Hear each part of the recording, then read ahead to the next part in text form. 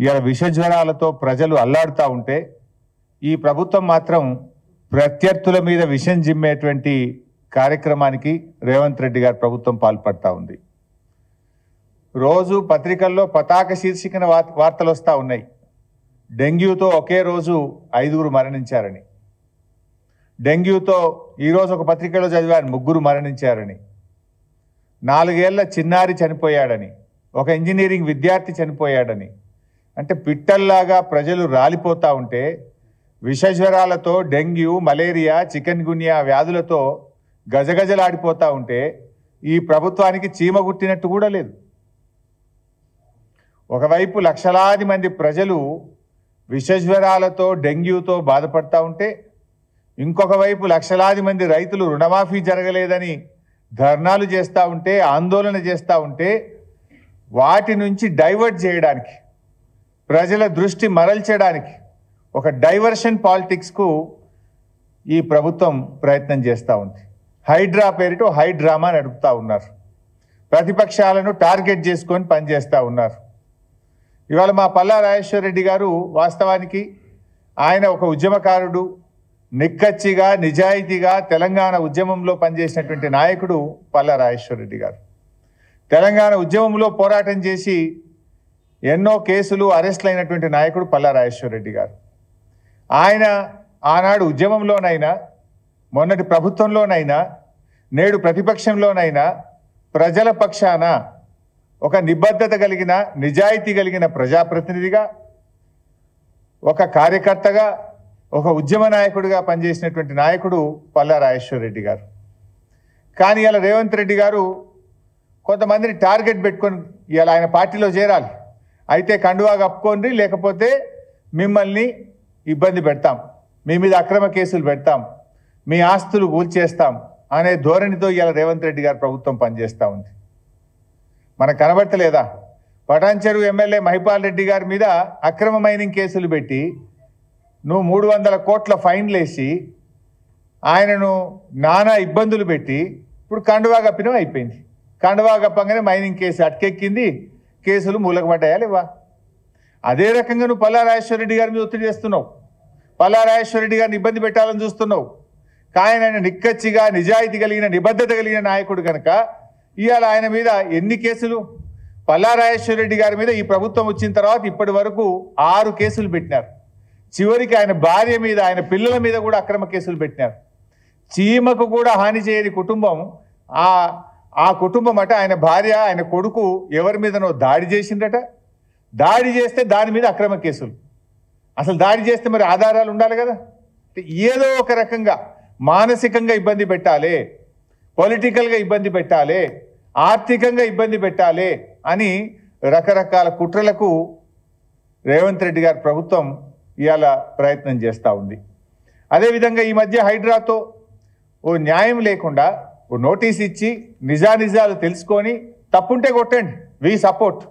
అంతెందుకు, పల్లా రాజేశ్వర రెడ్డి గారి కాలేజీలో చెరువు భూమి కానీ ప్రభుత్వ భూమి కానీ ఒక్క ఇంచున్నా చెప్పండి, రాజేశ్వర రెడ్డి గారు 24 గంటల్లో కొట్టేస్తారు. కానీ మీరు ఏ రూల్స్ లేవు, ఏ నిబంధనలు లేవు, రాత్రి వచ్చి కొట్టమంటే ఇన్స్టిట్యూషన్స్ కొట్టద్దు కదా. దాని ఎఫెక్ట్ ఎవరి మీద పడితే అక్కడ దాదాపు 1000 మందికి వైద్యం పొందుతూ ఉంటారు, అక్కడ 100 మంది విద్యార్థులు చదువుతూ ఉంటారు. ఆ ఇన్స్టిట్యూట్లను కొట్టి రాజకీయంగా పల్లాను ఎదుర్కోలేక ఆర్థికంగా ఆయన దెబ్బ కొట్టడం ఇది సరి అయినటువంటిది కాదు.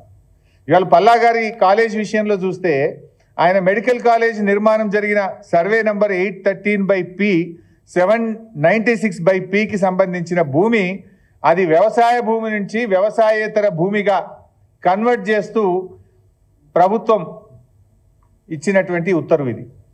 ఎప్పుడు 30/4/2018లో అగ్రికల్చర్ నుంచి నాన్ అగ్రికల్చర్కు ఇది కన్వర్షన్ చేసినారు.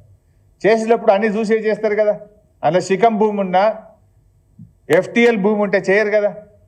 When it is converted from agriculture to non agriculture అవన్నీ ఉన్నాయా లేవా చూసుకొనే చేస్తారు. నంబర్ 1. నంబర్ 2, ఇరిగేషన్ డిపార్ట్మెంటు అప్పుడు సర్వే చేసి చాలా స్పష్టంగా ఇందులో FTL భూమి కానీ బఫర్ కానీ లేదు అని చెప్పి ఇరిగేషన్ డిపార్ట్మెంట్ ఇచ్చినటువంటి లెటర్. ఇందులో ఎంత స్పష్టంగా చెప్పిందంటే The distance between the full tank level, counter and applicant land is measured. It is to certify that the applicant land is not affected in the full tank level and buffer zone of Nadem Cheruvu. ఇంత స్పష్టంగా అందులో FTLలో కానీ బఫర్లో కానీ లేదని irrigation department కొలిచి survey చేసి అప్పుడు report ఇచ్చింది. దాని తర్వాత మీరు joint survey irrigation and revenue department కలిసి జాయింట్ సర్వే చేసి వాళ్ళు కూడా రిపోర్ట్ ఇచ్చింది. ఇది దానికి సంబంధించిన పేపర్. ఈ జాయింట్ సర్వేలో కూడా చూస్తే it was observed that no part of land in survey number 813 part of is coming under FTL and buffer zone area of Nadam చెరువు గట్కేసర్ మేడ్చల్ డిస్ట్రిక్ట్. ఒక చిన్న ముక్క కూడా FTLలో కానీ బఫర్లో కానీ రావడం లేదని రెవెన్యూ మరియు ఇరిగేషన్ శాఖలు సంయుక్త సర్వే చేసిన తర్వాత ఇచ్చినటువంటి రిపోర్ట్ ఇది. ఆ తర్వాత జిల్లా కలెక్టర్ అప్పుడు MV రెడ్డి గారు ఉన్నారు.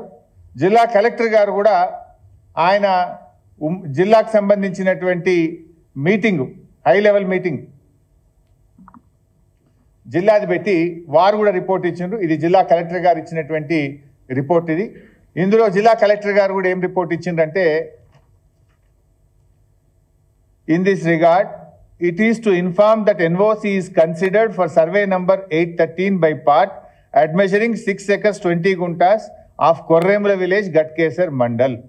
అంటే ఈ డిస్ట్రిక్ట్ లెవెల్ కమిటీలో కూడా అందరూ ఆఫీసర్లు కూర్చొని సర్వే చేసి ఇక్కడ ఎలాంటి FTL కానీ బఫర్ భూమి లేదని ఆయన NOC కూడా జిల్లా కలెక్టర్ గారు అప్పుడు ఇచ్చినటువంటి పేపర్ ఇది. ఆ తర్వాత HMDA కాలేజీ కట్టేటప్పుడు HMDAకి వెళ్ళి HMDAలో కూడా పర్మిషన్ తీసుకున్నారు. ఆ పర్మిషన్లో కూడా సెల్లార్ ప్లస్ 6 అప్పర్ ఫ్లోర్స్కు స్పష్టంగా ఇది HMDA పర్మిషన్. HMDA పర్మిషన్తోనే కాలేజీ నిర్మాణం కూడా చేయడం జరిగింది. అంటే ఈరోజు ఇరిగేషన్ డిపార్ట్మెంట్ పర్మిషన్ ఉంది, రెవెన్యూ డిపార్ట్మెంట్ నాలా కన్వర్షన్ చేసింది, డిస్ట్రిక్ట్ హై లెవెల్ కమిటీ మీటింగ్లో జిల్లా కలెక్టర్ గారు NOC ఇచ్చిండ్రు, HMDA పర్మిషన్ ఉంది. ఇంత స్పష్టంగా ఉన్న తర్వాత ఇవాళ మీరు ఆయన మీద ఉద్దేశపూర్వకంగా ఈ కుట్రలు చేసి దాడి చేయాలని ప్రయత్నం చేయడం అనేటువంటిది ఇది కేవలం రాజకీయంగా జరుగుతున్న కుట్ర తప్ప ఇంకోటి లేదు. మేము అడుగుతున్నాం, మీరు రండి, జర్నలిస్టులు రండి, మొత్తం మీడియా సమక్షంలో రెవెన్యూ డిపార్ట్మెంటు ఇరిగేషన్ డిపార్ట్మెంట్ వచ్చి ఫిజికల్గా కొలవండి, అక్కడ మెజర్ చేయండి, ఈ రికార్డులన్నీ పరిశీలించండి. 1 ఇంచ్ ఉన్నా పల్లా రాజేశ్వర రెడ్డి గారు తానే కొట్టేయడానికి సిద్ధంగా ఉన్నాడు. ఆ రోజు చెరువు మత్తడి దుంకేటప్పుడు FTL ఎక్కడ దాకుందో చూసి మత్తడి దుంకేటప్పుడు FTLను గుర్తించి దాని నుంచి బఫర్ జోన్ కూడా కొలిచి ఆ రోజు NOC ఇచ్చిండ్రు. ఇంత స్పష్టంగా ఆధారాలు ఉన్న తర్వాత ఇవాళ పల్లా గారి మీద ఈ రకంగా చేయడం అనేటువంటిది మంచిది కాదు. నేను అధికారులను కూడా కోరుతా ఉన్నాను, ఇవాళ ప్రభుత్వాలు ఎవరు శాశ్వతం కాదు, మీరు అత్యుత్సాహంగా బురద జల్లడం చేయకండి. నిజంగా ఉంటే చేయండి, మేమేమి హైడ్రాకు వ్యతిరేకం కాదు, అక్రమ కట్టడాలను ఖచ్చితంగా కొట్టాల్సిందే, దాన్ని మేమేం సమర్థించం, ఎక్కడ కూడా ఈ అక్రమాలను మేము సమర్థించం. కానీ టార్గెటెడ్గా పొలిటికల్గా రాజకీయ ప్రేరితమైనటువంటి దాంట్లో అధికారులు అత్యుత్సాహాన్ని ప్రదర్శించొద్దు. దయచేసి డాక్యుమెంట్స్ అన్ని పరిశీలించండి, న్యాయాన్ని గుర్తించండి, అన్నీ చేసిన తర్వాత నోటీస్ ఇచ్చి పద్ధతిలో చేయండి ఏదైనా చేస్తే. కానీ అధికారం ఉంది కదా అని, వాళ్ళు చెప్పింది కదా అని రాత్రికి రాత్రి చేసి బుల్డోజింగ్ పద్ధతిని చేయకూడదని చెప్పి మేము అధికారులకు కూడా ఈ సందర్భంగా చెప్తా ఉన్నాం. ఎందుకంటే రాజకీయంగా అంటే పల్లా రాజేశ్వర రెడ్డి గారు కొట్లాడతాం, BRS పార్టీ మేము అందరం కొట్లాడతాం. కానీ రాజకీయంగా ఉన్నటువంటి కక్షను అటు విద్యా సంస్థల మీదనో ఆసుపత్రుల మీదనో మనం చేయడం సరైనది కాదు. రాజకీయ కక్షలకు ఆసుపత్రులు విద్యా సంస్థలు కేంద్రం కాకూడదు అని చెప్పి నేను ఈ సందర్భంగా ప్రభుత్వానికి తెలియజేస్తా ఉన్నా. ఎందుకంటే ఇక్కడ ఇంకో విషయం కూడా ఉంది.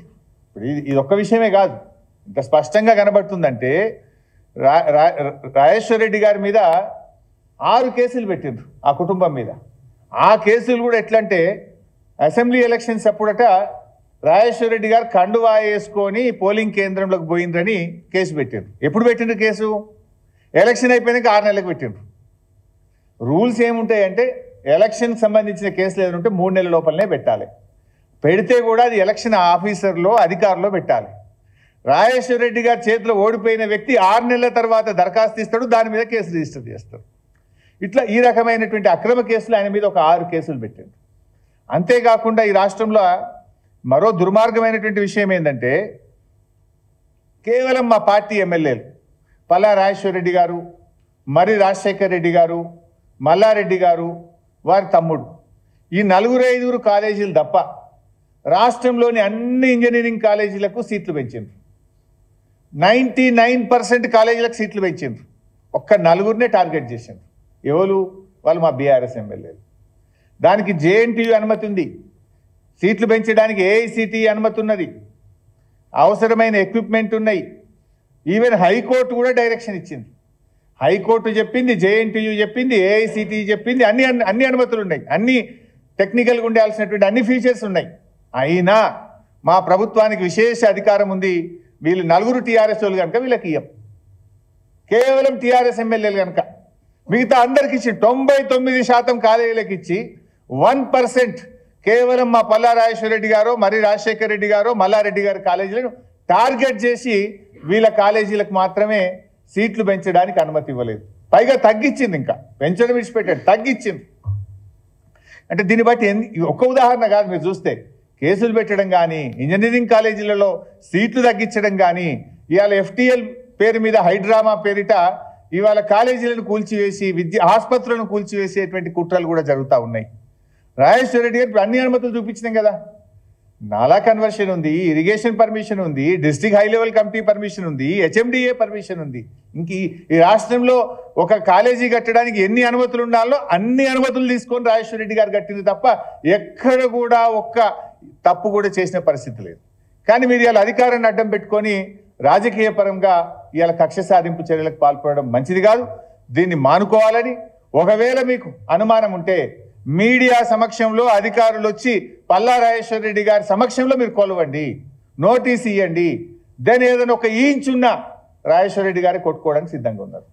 కానీ మీరు రాత్రి వస్తే అక్కడ ఏముంటుంది? Medical college. అది మెడికల్ కాలేజీలో చాలా కాస్ట్లీ ఎక్విప్మెంట్ ఉంటాయి. ఈవెన్ పిల్లలకు నేర్చుకోవడానికి డెడ్ బాడీస్ కూడా ఉంటాయి అక్కడ. ఆ పిల్లలకు ఎన్నో వసతులు, ఏర్పాట్లు, చాలా ఎక్విప్మెంట్. నువ్వు రాత్రి వచ్చి వాటి అన్నింటినీ అట్లే కొట్టేస్తే రేపు ఏమైతుంది? ఆ పిల్లల భవిష్యత్తు ఏంది? అక్కడ ఉన్నటువంటి ఆస్తుల భవిష్యత్తు ఏంది?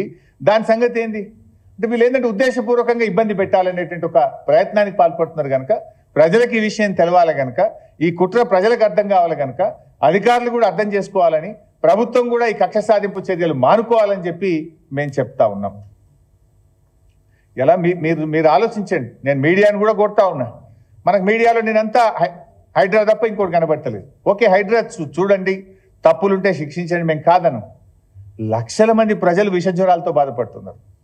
ప్రభుత్వ ఆసుపత్రుల్లో బెడ్స్ దొరుకుతలేవు. ఒక్కొక్క బెడ్ మీద ఇద్దరు ముగ్గురు పేషెంట్లను పెట్టినారు. ముగ్గురు పేషెంట్లు ఉన్నారు ఒక్కొక్క బెడ్ మీద. చివరికి మాకేం ఫోన్లు వస్తున్నాయంటే, ప్రైవేట్ హాస్పిటల్లో బెడ్ దొరకలేదన్నా జర్రా ప్రైవేట్ హాస్పిటల్కి ఫోన్ చేసి ఒక అడ్మిషన్ ఇప్పియవా? ఆ పరిస్థితి వచ్చింది రాష్ట్రంలో. ఇవాళ 36% డెంగ్యూ కేసులు పెరిగినాయి. గత సంవత్సరం కంటే ఈ సంవత్సరం 36% డెంగ్యూ కేసులు పెరిగినాయి. ఈరోజు ప్రభుత్వ లెక్కల ప్రకారమే 5200 డెంగ్యూ కేసులు, పాజిటివ్ కేసులు ఈ రాష్ట్రంలో ఉన్నాయి. ప్రభుత్వేతర లెక్కలు ఇంకా చాలా మంది లెక్కల్లోకి రాని వాళ్ళు ఎంతో మంది ఉన్నారు. కొన్ని వేల మంది ప్రజలు ఇలా డెంగ్యూతో బాధపడుతున్నారు. కొన్ని వేల మంది చికెన్ గున్యాతో బాధపడుతున్నారు. కొన్ని వేల మంది బాధపడుతున్నారు. నేనేదో పని ఉండి నేను కౌన్సిల్ చైర్మన్ గారికి ఫోన్ చేస్తే చికెన్ గున్యా వచ్చింది బైసాబ్, హాస్పిటల్లో జాయిన్ అయినా అన్నాడు మన కౌన్సిల్ చైర్మన్ గారు. అంటే ఇట్లా ఎవరిని మాట్లాడించినా ఆసుపత్రుల్లో ఇబ్బంది పడుతున్నటువంటి పరిస్థితి ఉన్నది ఈరోజు. దాని మీద ఒక రివ్యూ చేసిందా ఈ ప్రభుత్వం? ఇంతమంది ప్రజలు, మీరు ఏ పత్రికనే తీసుకోండి బైసాబ్, ప్రతి పత్రికలో నేను చూస్తున్నా, అయితే ఫ్రంట్ పేజో లోపల పేజో కానీ వార్తలు ఉన్నాయి ప్రజలు విషజ్వరాలతో బాధపడుతున్నారని. ఇలా ప్రభుత్వ ఆసుపత్రుల్లో మందులు లేవు బైసాబ్. లాస్ట్కి పోతే ఉస్మానియా ఆసుపత్రి ప్రాంగణంలో 3 ప్రైవేట్ మెడికల్ షాపుల్లో విపరీతంగా ప్రజలు ఇలా మందులు కొనుక్కునేటువంటి పరిస్థితి. గాంధీ ఆసుపత్రిలో ఏ మెడిసిన్స్, సింపుల్ మెడిసిన్స్, క్లోరోమోజల్, NAC 40 mg, Glycomet, fluconazole, paracetamol liquid 10 mg, అటినాస్ 10 mg, సారావెట్ క్రీమ్, ఆయింట్మెంట్, అమెక్సోక్లిప్, పెంటాష్ డిజైన్, కాళ్ళ నొప్పులు, కీళ్ళ నొప్పుల మందులు, ఈ మందులు లేవు దవాఖానలో. అసలు ప్రభుత్వ ఆసుపత్రుల్లో మందులే లేవు. బయటకు రాసే పరిస్థితి వచ్చింది. మీరు రివ్యూ చేయాల్సింది ఏంది? ప్రజల ఆరోగ్యం కంటే ముఖ్యమైనది ఏంటిది? ఇవాళ ఎక్కడ చూసినా రాష్ట్రంలో పూర్తిగా పారిశుద్ధ్యం పడకేసింది. గ్రామాల్లో కానీ మున్సిపాలిటీల్లో ఎక్కడ కూడా చెత్త ఎత్తే పరిస్థితే లేదు. జిహెచ్ఎంసీ కమిషనరే చెప్తుంది కదా, నా ఇంట్లోనే 3 రోజులు చెత్త ఎత్తలేరని. ఇక ప్రజలు కూడా పట్టించుకోవాలి. అసలు చెత్త ఎత్తే పరిస్థితి లేదు. గందరగోళం అయిపోయింది. పారిశుద్ధ్యం మొత్తం కూడా అస్తవ్యస్తంగా మారిపోయింది రాష్ట్రం. జ్వరాలతోని రాష్ట్రం అంతా కూడా అతలకుతలం అవుతా ఉంటే ఈ ప్రభుత్వానికి చీమ కుట్టినట్లేదు, దున్నపోతు మీద వానబడ్డట్టున్నది. అనేక సార్లు నేను చెప్తూనే ఉన్నా, కనీసం ఒక రివ్యూ చేసిందో, డ్రై డే పాటించడమో, దోమల్ని చంపడానికి చేయాల్సినటువంటి కార్యక్రమాలు చేయడమో, అసలు ప్రభుత్వ యంత్రాంగంలో ఎక్కడ కూడా ఒక కార్యక్రమం తీసుకున్నటువంటి పరిస్థితి లేదు. హెల్త్ ఎమర్జెన్సీ సిచ్యువేషన్ ఉంది ఈరోజు రాష్ట్రంలో. హెల్త్ ఎమర్జెన్సీ ప్రకటించి ఒక యుద్ధ ప్రాతిపదికన ఒక డ్రైవ్ తీసుకోవాల్సినటువంటి పరిస్థితి ఉన్నది. కానీ ప్రభుత్వం అదేం పట్టించుకోకుండా టార్గెటెడ్గా ఈరోజు ప్రతిపక్షాలను ఇబ్బంది పెట్టే ప్రయత్నం చేస్తూ ఉన్నారు. రుణమాఫీ మీద రోజుకో మాట, మంత్రిలో మాట, ఏ మంత్రి ఏం మాట్లాడతాడో తెలియదు. ఇవాళ వాళ్ళ మంత్రులే చెప్పింది కదా, ముఖ్యమంత్రి ఏమో రుణమాఫీ అయిపోయింది అంటాడు, నన్నేమో వాగులో దుంకి సాగుమంటాడు ముఖ్యమంత్రి. ఇక పొంగిలేటి మంత్రి గారేమో ఇంకో 12,000 కోట్లు ఇచ్చేది ఉంది బైసా, మెల్లగిస్తాము అంటాడు ఆయన. ఇక ఇంకో మంత్రి ఉత్తమ్ కుమార్ రెడ్డి ఏమో ఇంకో 17 లక్షల మంది రైతులకు ఇచ్చేది ఉంది, మెల్లమెల్లగిస్తాము అంటాడు. వ్యవసాయ మంత్రి ఏమో సాంకేతిక కారణాలు ఉన్నాయి, ఇంకో 22 లక్షల మందికి ఇచ్చేది ఉన్నది, మెల్లగిస్తాము అంటాడు. ఇక ఉప ముఖ్యమంత్రి ఏమో 7,500 కోట్లే బ్యాంకులో ఇచ్చింది, ఇస్తలేరు, జల్దీ ఇవ్వాలని ఉప ముఖ్యమంత్రి మాట్లాడతాడు. ఇప్పుడు అన్ని కుంటి సాకులు, సాంకేతిక కారణాలు అని చెప్పి మాట్లాడుతున్నారు. లక్షల మంది రైతులు ఆందోళన చెందుతా ఉన్నారు. దాని గురించి పట్టించుకోమంటే ఇవాళ పట్టించుకోకుండా ఈ రకంగా కుట్రలకు పాల్పడతా ఉన్నారు. నిజంగా ఇవాళ రుణమాఫీ విషయంలో మేము ఒకటే అడుగుతా ఉన్నాం, నిజంగా ఓ వైట్ పేపర్ రిలీజ్ చేయండి. మీరు ఎప్పట్లోగా రుణమాఫీ పూర్తి చేస్తారో ప్రజలకు స్పష్టత ఇవ్వండి. మీరు పెట్టుకున్న గడువులన్నీ కూడా జోక్ అయిపోయినాయి. డిసెంబర్ 9 అన్నారు, మార్చి 30 అన్నారు, ఆగస్టు 15 అన్నారు. అన్ని గడువులు అయిపోయినాక ఇప్పుడేమో సాంకేతిక సమస్యలు అని మాట్లాడుతున్నారు. కరెంటు పోయిందంటేనేమో ఎలుకలు, తొండలు, ఇంకేమో చెప్తున్నారు. ఇవాళ కూడా పేపర్లు వచ్చింది, ఇలా బల్లులు, ఇంకేదో వచ్చింది ఇవాళ పేపర్లో. కరెంటు పోతుందంటేనేమో బల్లులు, తొండలు అడ్డం వచ్చినాయట. రుణమాఫీ చేయమంటే సాంకేతిక సమస్యలు అడ్డం వస్తున్నాయట వీళ్ళకు. మరి గతంలో ఎందుకో రాలేదు, ఇప్పుడే ఎందుకో వస్తున్నాయి. చేతగాక, ప్లానింగ్ లేక, సాంకేతిక సమస్యలు అనే కుంటి సాకులు చూపించేటువంటి ప్రయత్నం చేస్తూ ఉన్నారు. ఇవాళ రుణమాఫీ అని చెప్పి రైతులందరూ రోడ్ల మీదకి వస్తుంటే కళ్ళబొల్లి కబర్లు చెప్తుంది. నిన్న ఆర్మూర్లో ఎంత పెద్ద ఎత్తున ఏ రాజకీయ పార్టీ చేయలేదు, రైతులే, రైతు సంఘాలే స్వచ్ఛందంగా రోడ్డు మీదకి వచ్చి నిజామాబాద్ జిల్లా ఆర్మూర్లో పెద్ద ఎత్తున రుణమాఫీ జరగలేదని రోడ్ల మీదకి వచ్చిన పరిస్థితి. దానికి సమాధానం చెప్పండి, దాని మీద రివ్యూ చేయండి. రేవంత్ రెడ్డిది అంతా డబుల్ స్టాండర్డ్. అది అదానీ మీద అయినా, అన్నదాతల మీద అయినా ఆయనది డబుల్ స్టాండర్డే. ద్వంద్వ ప్రమాణాలతోని ఇవాళ డైవర్షన్ పాలిటిక్స్తో రేవంత్ రెడ్డి పాలన జరుగుతూ ఉంది. నోటితో తిట్టడం తప్ప నోటితో ఇచ్చిన మాట మీద నిలబడడం రేవంత్ రెడ్డి గారికి చేత కావడం లేదు. ఇవాళ దేవుళ్ళనే మోసం చేసిండు, ప్రజల్ని మోసం చేయడం ఆయనకు లెక్కన. దరఖాస్తు ఇచ్చి దండం పెట్టిపోండి అన్నట్లున్నది ఇవాళ రైతుల పరిస్థితి. ఆడపోయి ఏఈఓలకు ఇవ్వండి. అరే మొదటి రుణమాఫీ అయిపోయి ఎన్ని రోజులైంది? ఇచ్చిన దరఖాస్తులకు ఒకటన్నా మీరు మీ ఏఈఓలు పోయి ఎంక్వైరీ చేస్తున్నారా? ఇప్పటి వరకు రేషన్ కార్డు మీద ఒక క్లారిటీ ఇచ్చిండ్రా?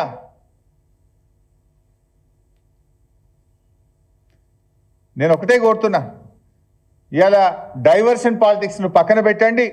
దేవుడి మీద ఒట్టేసి ఇచ్చిన మాటను గౌరవించి తక్షణమే రైతులందరికీ రుణమాఫీ చేయండి. మీరు చెప్పింది 31,000 కోట్లు, చేసింది 17,000 కోట్లు, ఇంకా 14,000 కోట్ల రూపాయలు రైతులకు ఇవ్వాల్సి ఉంది. ఆ 14,000 కోట్లు ఇవ్వండి. ఆ 14,000 కోట్లు ఇచ్చి రైతుల్లో ఉన్న ఆందోళన తొలగించండి. దేవుళ్ళ క్షమాపణ చెప్పండి, రైతులకు న్యాయం చేయండి అని చెప్పి ప్రభుత్వాన్ని మేము డిమాండ్ చేస్తూ ఉన్నాం. ఇలా రైతు భరోసా ఏమైంది? మీరు రైతు భరోసా గురించి మాట్లాడితే ఏమంటున్నారు? ఇక అవుతుంది, అగవుతుంది. ఎప్పుడు దానికి కమిటీ చేసిండ్రు, జిల్లాలు తిరిగిండ్రు, కొన్ని జిల్లాలు తిరగనే లేదు. అసెంబ్లీలో పెడతాం మాట్లాడతామన్నారు, అసెంబ్లీలో పెట్టనే లేదు. మరి ఆగస్టు చివరి వారంలో వచ్చినాం. ఇలా చిన్న రైతులు ఉంటారు, వాళ్ళు లోన్ తీసుకొని రైతులు ఉంటారు, మరి వాళ్ళ పరిస్థితి ఏంది? ఇలా ఎన్నో పోడు పట్టాలు ఇచ్చినాం, ఆ పోడు పట్టాలకు బ్యాంకులు లోన్లు ఇయ్యాయి. ఆ పోడు పట్టాల రైతులకు మరి ఈరోజు రైతు భరోసా రాకపోతే వ్యవసాయం ఎట్లా చేయాలి? ఆల్రెడీ నాట్లు అయిపోయినాయి, కలుపు అయిపోయింది, మందులు కొనుక్కోవాలి, ఇప్పుడు ఎరువు బస్తాలు కొనాలి. ఆ ఎరువు బస్తాల కన్నా రైతు భరోసా అందించండి. తక్షణమే ఇచ్చిన మాట ప్రకారంగా 7,500 రూపాయలు రైతు భరోసా కింద రైతులకు అందించాలని చెప్పి ఈ ప్రభుత్వాన్ని డిమాండ్ చేస్తూ ఉన్నాం. ఈ విషయంలో ఎందుకు ఆలస్యం అని మేము అడుగుతా ఉన్నాం. అంటే మొన్న పొంగిలేటి గారు కానీ నిన్న బట్టి విక్రమార్క గారు కానీ ఏదో అప్పుల విషయంలో మాట్లాడారు.